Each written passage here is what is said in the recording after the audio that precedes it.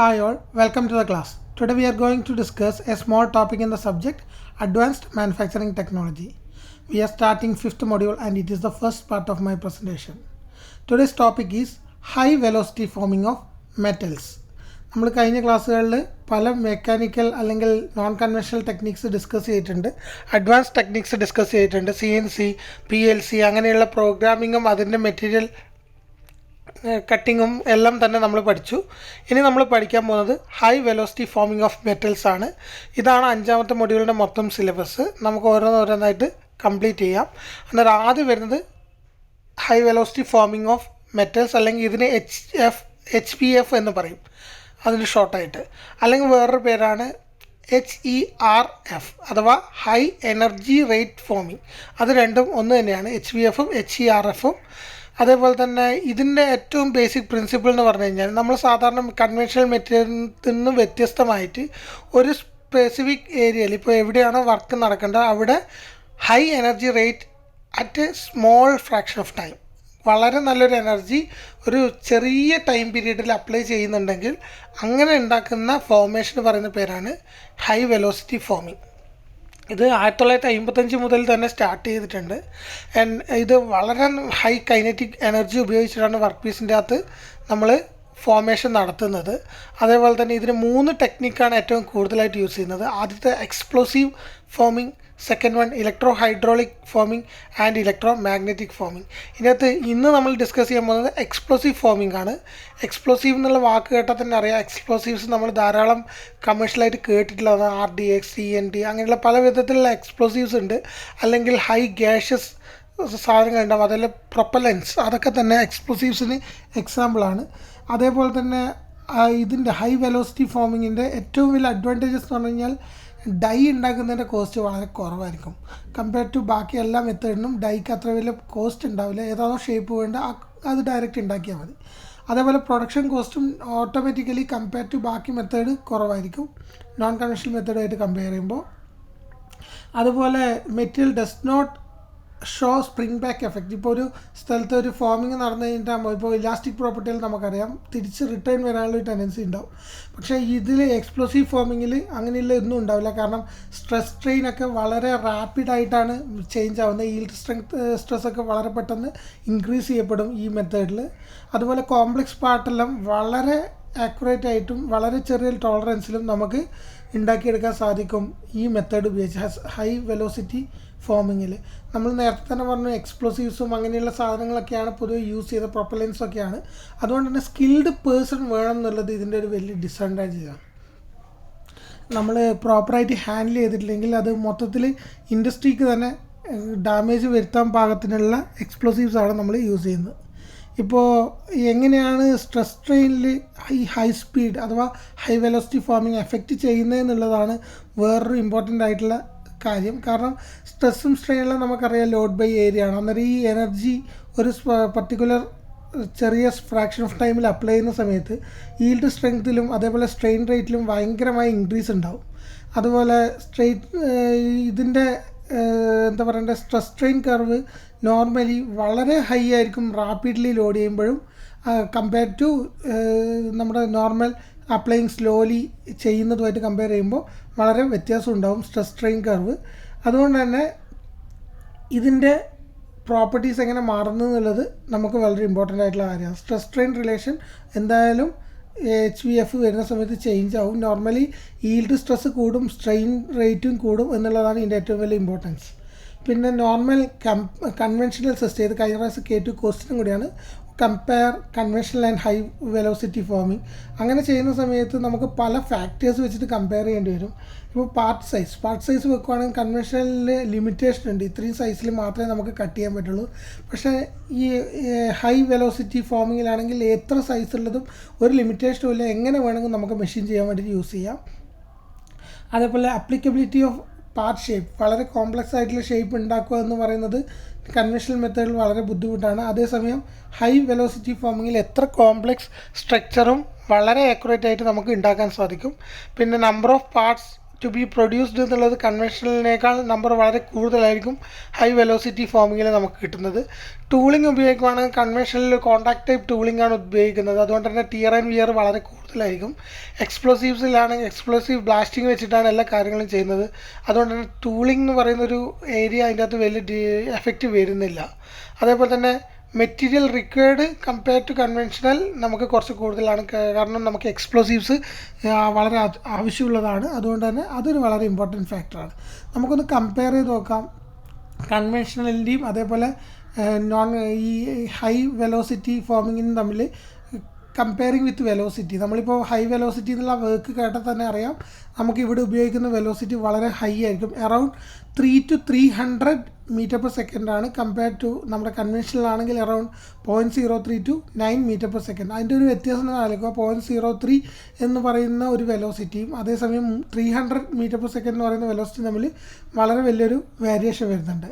അതേപോലെ തന്നെ strain distribution നമ്മൾ യൂണിഫോം ആയിരിക്കും HVFൽ. കാരണം വളരെ റാപ്പിഡായിട്ടാണ് ഒരു ലാർജ് ഏരിയയിലേക്ക് നമ്മൾ എനർജി ട്രാൻസ്ഫർ നടത്തുന്ന ഒരു ചെറിയ ഫ്രാക്ഷൻ ഓഫ് ടൈമിൽ. അതുകൊണ്ട് തന്നെ കമ്പയർ ടു കൺവെൻഷണൽ സിസ്റ്റം നമ്മളുടെ strain distribution will be uniform in A single operation of HVF. അതാണ് ഇതിൻ്റെ ഏറ്റവും വലിയ ഇത്. അത് പലപ്പോഴും ഹൈ വെലോസിറ്റി ഫോമിങ് കാരണം ഫ്രാക്ചർ വരെ ഉണ്ടാവാം. എന്നാലും നമ്മളിപ്പോൾ എത്രയാണോ വേണ്ടത് എന്നുള്ളത് നോക്കി അതിനനുസരിച്ച് അഡ്ജസ്റ്റ് ചെയ്യണം. ഏറ്റവും ഇമ്പോർട്ടൻ്റ് ആയിട്ടുള്ളത് strain rate will be uniform compare to normal conventional system. പിന്നൊന്നാണ് കമ്പാരിസൺ ഓഫ് പാർട്ട് സൈസ്. അത് ഞാൻ ഓൾറെഡി പറഞ്ഞു. കൺവെൻഷനലിൽ പാർട്ട് സൈസിൽ ലിമിറ്റേഷൻ ഉണ്ട്.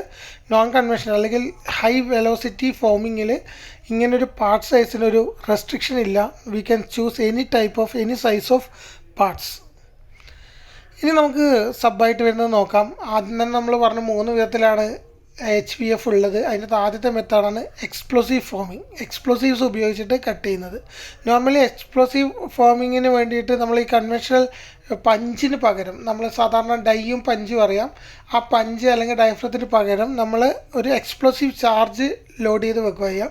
ആ എക്സ്പ്ലോസീവ് ചാർജ് എക്സ്പ്ലോസ് ചെയ്യുന്ന സമയത്താണ് നമുക്ക് ശരിക്കും പറഞ്ഞാൽ ഹൈ വെലോസിറ്റി കിട്ടുന്നത്. ആ വെലോസിറ്റി കാരണമാണ് ഫോമിങ് നടക്കുന്നത്. എക്സ്പ്ലോസീവായിട്ട് നമ്മൾ പൊതുവേ explosive chemicals like TNT, RDX അങ്ങനെയുള്ളത് യൂസ് ചെയ്യാം. പിന്നെ ഗ്യാസ് മിക്സേഴ്സ് യൂസ് ചെയ്യാം. അതേപോലെ പ്രൊപ്പല്ലൻസ് ഉപയോഗിക്കാം. പിന്നെ 2 വിധത്തിലാണ് എക്സ്പ്ലോസീവ് ഫോമിങ് നമ്മൾ ചെയ്യുന്നത്. ആലോചിക്കണം, 2 വിധത്തിലാണ് നമ്മൾ എക്സ്പ്ലോസീവ് ഫോമിങ് ചെയ്യുന്നത്. ഒന്ന് സ്റ്റാൻഡ് ഓഫ് ടെക്നിക്കും സെക്കൻഡ് വൺ കോണ്ടാക്ട് ടെക്നിക്കുമാണ്. സ്റ്റാൻഡ് ഓഫ് ടെക്നിക് എന്ന് പറയുന്ന സ്ഥലത്ത് വർക്ക് പീസും എക്സ്പ്ലോസീവ് ചാർജും തമ്മിൽ ഡയറക്റ്റ് കോണ്ടാക്റ്റ് വരില്ല. അറ്റ് എ പെർട്ടിക്കുലർ ഡിസ്റ്റൻസിലാണ് ചെയ്യുക. നമുക്കിപ്പോൾ നോക്കാം. സ്റ്റാൻഡ് ഓഫ് ഇത് ടെക്നിക്ക് നോർമലി ഷീറ്റ് മെറ്റൽ ഫോമിങ്ങിന് വേണ്ടിയിട്ടാണ് യൂസ് ചെയ്യുന്നത്. ഇതിന് വേണ്ടിയിട്ട് വർക്ക് പീസ് ബ്ലാങ്ക് ഒരു ഡൈൻ്റെ മുകളിൽ അസംബിൾ ചെയ്ത് വെക്കും, അഥവാ ക്ലാമ്പ് ചെയ്ത് വെക്കും.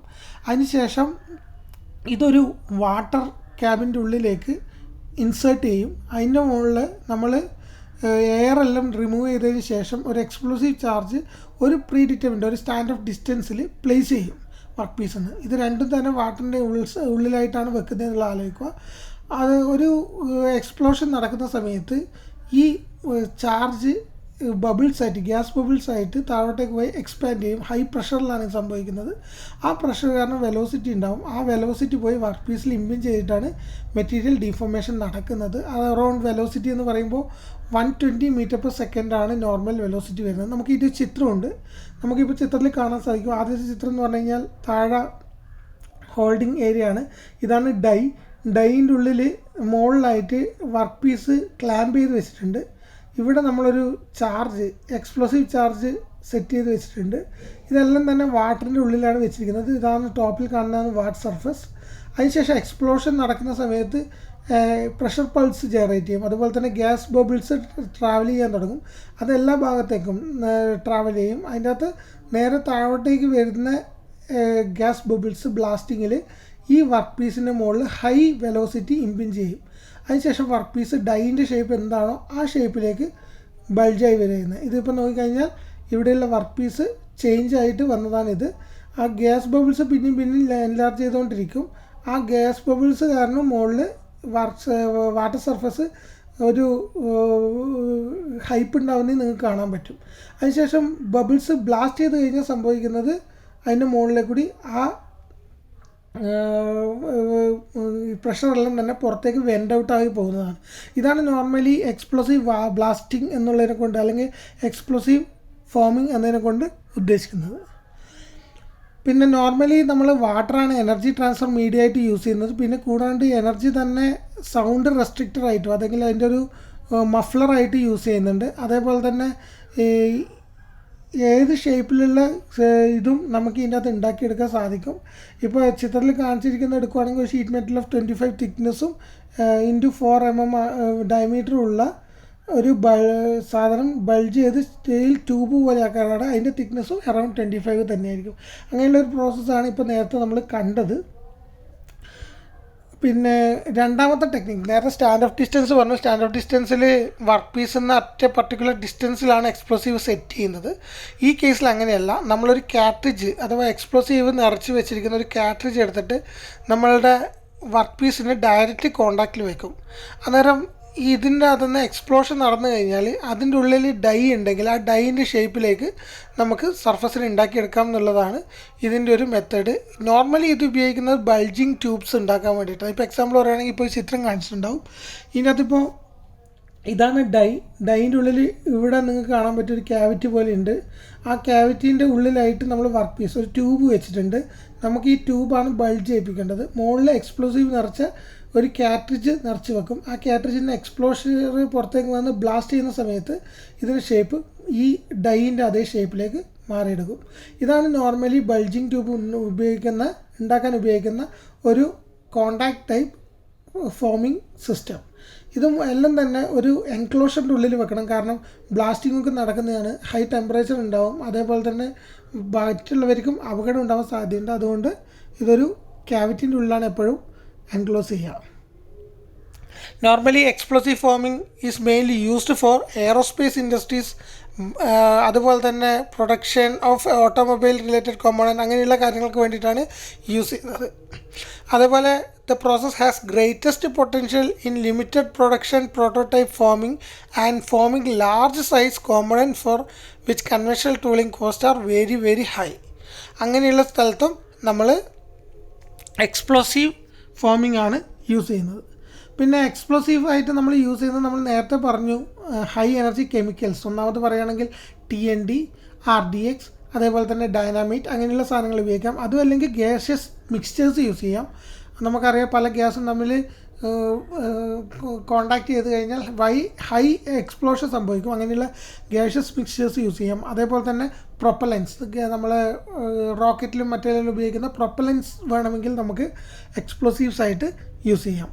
അതുപോലെ നമ്മൾ ഒരു ഹൈ എനർജി റേറ്റ് ഫോമിംഗ് അഥവാ ഒരു ഹൈ വെലോസിറ്റി ഫോമിങ്ങിന് ഉപയോഗിക്കുന്ന ഏതൊക്കെ ഫാക്ടേഴ്സാണ് കൺസിഡർ ചെയ്യേണ്ടതെന്നുള്ളതെന്ന് ചോദിച്ചു കഴിഞ്ഞാൽ വർക്ക് പീസിൻ്റെ സൈസ് അതിനനുസരിച്ച് വേണം നമുക്ക് എക്സ്പ്ലോസീവ് സെറ്റ് ചെയ്യാൻ. അതേപോലെ ജിയോമെട്രി ഓഫ് ഡിഫോർമേഷൻ, ഡൈൻ്റെ ഷേപ്പ് അതിനനുസരിച്ച് വേണം ചൂസ് ചെയ്യാൻ. അതേപോലെ behaviour of work material under high strain rate, അഥവാ ഇത് റാപ്പിഡായിട്ട് തന്നെ നമ്മൾ ലോഡ് അപ്ലൈ ചെയ്യുന്നതുകൊണ്ട് തന്നെ ചില സമയത്ത് ഇത് ഫ്രാക്ചറായി പോകാനുള്ള സാധ്യത വളരെ കൂടുതലാണ്. അന്നേരം വർക്ക് മെറ്റീരിയലിൻ്റെ പ്രോപ്പർട്ടീസ് വളരെ ഇമ്പോർട്ടൻ്റ് ആണ്. അതേപോലെ തന്നെ എനർജി റിക്വയർമെൻറ്റ്, അതായത് സോഴ്സ് ഏതാ വേണ്ടതെന്നുള്ളത്, നമുക്ക് എക്സ്പ്ലോസീവ് വേണോ അല്ലെങ്കിൽ ഗ്യാഷ്യസ് വേണോ അതും അല്ലെങ്കിൽ പ്രൊപ്പലൻസ് വേണോ, അങ്ങനെ ഏതാണെന്ന് ചൂസ് ചെയ്യേണ്ട ഒരു ഫാക്ടറാണ്. അതേപോലെ cost of tooling and dye, ഇത് ക്ലാമ്പ് ചെയ്യാനും ഡൈ ചെയ്യാനും എല്ലാം ഉള്ള ടോട്ടൽ എക്യുപ്മെൻറ്റ് കോസ്റ്റിങ് എത്ര വരുന്നുണ്ട് എന്നുള്ളത് ഒരു ഇമ്പോർട്ടൻറ്റ് ഫാക്ടറാണ്. സൈക്കിൾ ടൈം, എത്ര ടൈമിനുള്ളിൽ ചെയ്യണം എന്നുള്ളത് ഇമ്പോർട്ടൻ്റ് ആണ്.